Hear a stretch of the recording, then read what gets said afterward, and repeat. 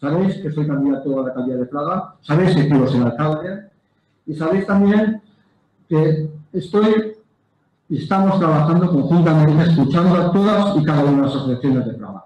Aquí os quiero decir dos cosas.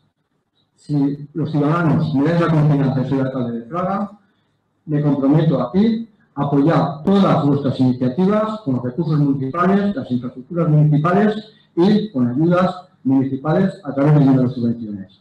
Y otra cosa también, me comprometo que como alcalde, ninguna asociación de Fraga va a tardar más de 10 días en ser atendida. Y ahí está nuestro trabajo y nuestro apoyo a todas las asociaciones, lo digo aquí, donde hay muchísimos representantes de las asociaciones.